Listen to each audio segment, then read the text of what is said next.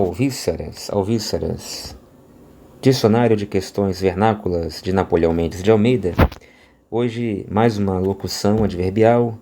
A capucha é novamente uma locução adverbial sem o acento grave indicador de crase no A.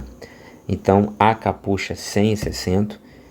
E Napoleão Mendes de Almeida vai dizer que significa escondidamente, sem alarde. Por exemplo, casamento a capucha, ou seja, casamento escondido, casamento sem alarde. Eu complemento dizendo que é como se fosse a sorrelfa, a socapa, ou seja, um casamento assocapado, né? Ou seja, um casamento às escondidelas, às furtadelas, né? Escamoteado fica mais ou menos parecido, mas não é muito bem adequado.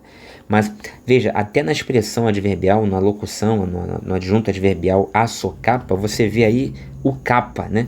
Ou seja, você vê aí esse elemento mórfico, capa, compondo a expressão. E capa nos lembra capa mesmo, capa de chuva, capa de vestir, ou seja, uma capucha.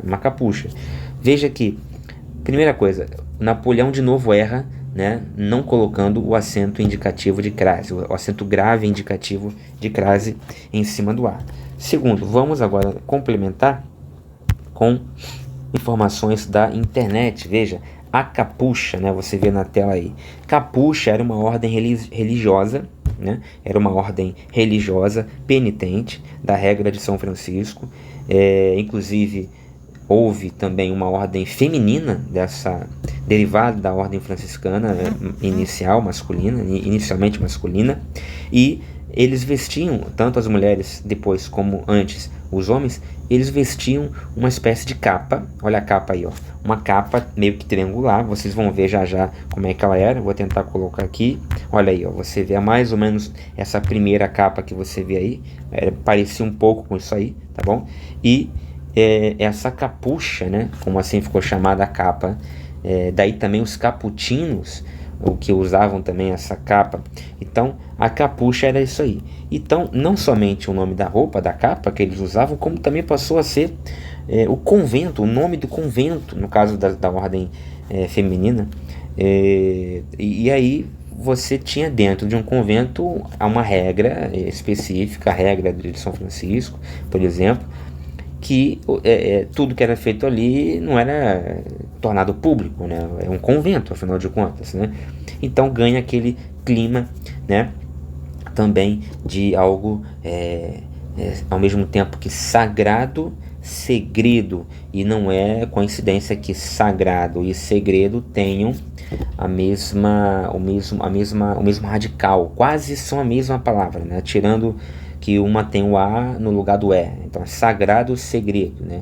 E também tem um O lá no final, em segredo, mas é basicamente a mesma raiz etimológica, sagrado segredo, por conta disso. E a capucha, ela acobertava, olha novamente aí o verbo acobertar significando esconder, né? Ou seja, obumbrar, obnubilar, né? Alguma coisa que se quer manter em oculto, né, em segredo. Então a capucha ela obumbrava, ela toldava, né, o rosto, o corpo e o rosto principalmente de quem a usava.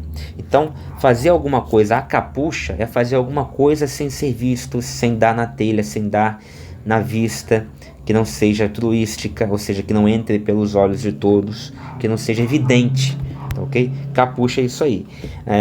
Vem do espanhol capucha, que deriva de capucho, que esse vem do italiano caputio, que vem de capa, cape em latim, que é certo tipo de casaco com capuz, com capa. Então não é qualquer capa. A capucha é uma capa com um capuz. Capuz, inclusive, e capa tem também o mesmo radical. É tudo com o mesmo radical, tá bom? Então, a capucha.